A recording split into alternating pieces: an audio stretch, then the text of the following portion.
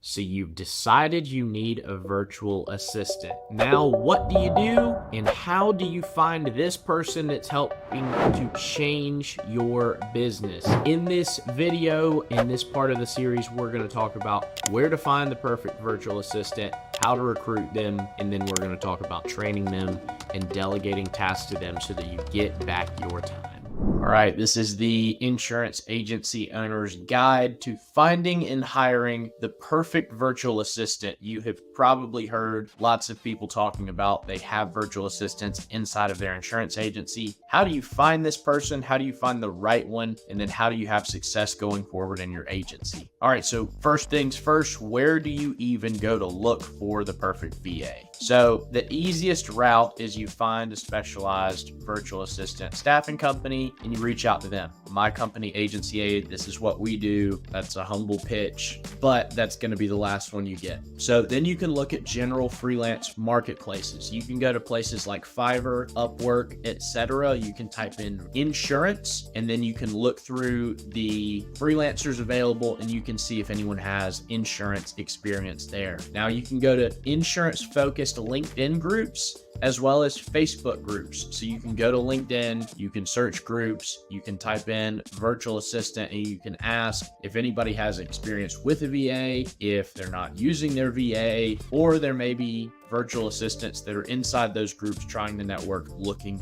for people to work for. Then industry referral networks. So if you're a member of some of the insurance Facebook groups, or if you're a member of the Big I, you can reach out to some of the directors inside of these groups. It's just networking like you're trying to find an employee. Finally, niche job boards. So if you are on Indeed and things like that, you can post inside these job boards and try to find somebody to recruit. So creating a job description that attracts the right VA. So once you've kind of started the process, you're looking for somebody, now you've got to find a way to entice them to apply with you. So first, you want to be very specific about the tasks that the person is going to be doing and the expected outcomes. Now, I'll kind of give you an example. One of the things that you run into a lot with virtual assistants is they're going to ask if it's voice or non-voice. Voice means there's a chance of them getting on the phone. Non-voice means they're only doing back office. So you want to be very specific when you're outlining the tasks, if they're just going to be working on quotes and renewals, or if they're also going to be reaching out to clients to book appointments. Now you want to get into required skills and insurance experience. If you're fine hiring just a general virtual assistant that you're going to train on insurance, make that clear. You're going to be able to pay less for this person. If you want lots of insurance experience, it's probably going to be more money, but they're going to make a more immediate impact and need less training. So it's a catch-22 there. Now, you've got to be able to find ways to see if they're a great cultural fit inside of your agency. And this is just like hiring anybody else. Obviously, you can't discriminate on certain criteria, but you've got to be able to make sure that they mesh with your agency. Then you want to talk about compensation and availability. Let them know what hours they're going to be working. A lot of times, virtual assistants, they're remote. So they're going to be working from different time zones, and you need to tell them what time zone they're going to be working in and what times during that zone they need to be available for your company. And then let them know the compensation. Make sure that they are applying for a position that they're interested in. You can add a little bit of ambiguity if there's some room for negotiation, but give them some kind of general idea. And then this is an optional one. If you want to add in a test task for them to do, potentially a way for you to see their proficiency at something, or if you want to add a keyword somewhere in the description, that way you can see if they're attentive to detail, those are options. All right, so some interview strategies we've got. Scenario-based questions. So, for example, you will be talking them through the process of running a quote, and you're going to ask them, can you outline the general steps that you would go through when you're running a quote? Or, hey, we've got a client that just called in. They asked if so-and-so is covered on their insurance. Can you tell me the process of figuring this out? So ideally, the virtual assistant would say, okay, well, I go into the AMS,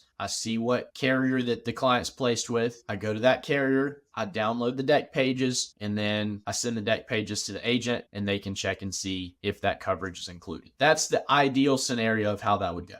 Next, references and success stories. So I generally will ask people in interviews, hey, can you give me an example of a problem you have encountered in your previous workplace and how you overcame it? This is going to give you a chance to tell about how they've used their critical thinking skills, how they've used their customer service skills and capabilities. So success stories, I think, are really great. References are good. You can ask to speak to previous employers. It's just tough sometimes. So I don't lean heavily into references, but I know some people do with great success. Tech setup and security. So you're going to mention, hey, here's the pieces of cybersecurity software that you're going to need to have. Hey, here's the CRM or the AMS that we use. Do you have any experience with it? Just basic things there. Work style and communication. You're going to outline, hey, here's the ways that our agency communicates. Are you available to do this? So for example, my team, we use Slack. So everyone goes into a Slack channel and we communicate there. Hey, are you comfortable with Slack? Or are you comfortable with G Suite? That's what we use inside of our agency, or Outlook, or whatever it is that your company uses. And then work style. Hey, how do you work best? How do I set you up for success? Then growth potential and motivations. You need to find out, why is this person working? What is their driving factor inside of life that makes them want to do better and be better? And then you want to be able to play to those strengths. And then growth potential, outline, hey, here's the ways that you could potentially advance inside of the company. That way they know if they want to invest long-term to work with you. Clear communications and setting expectations, again, extremely important. So you want to have your onboarding process as simple as possible. So ideally, you would have standard operating procedures for each of the tasks that you're handing to this virtual assistant. These SOPs should be a typed out document, ideally with video as well, that shows step-by-step how you do the task, and then hopefully a video with it showing you doing that task. And you need to have everything packaged as easily as you can. This is going to make your training so much simpler. You need to be able to set up communication channels so that they can chat with you very easily. You need to let them know, here's the best ones to get immediate responses from my team, and set up some type of frequency or cadence for communication. So for example, early on, they're going to need more help. So you're going to have a call once a day. Then it transitions to every other day, then once a week, as they get more and more comfortable. You need to have some type of feedback loop. So you need to be letting this person know, hey, you're doing a great job, or hey, here's something you're doing that's not to the standard that I'm hoping for. Can we change that?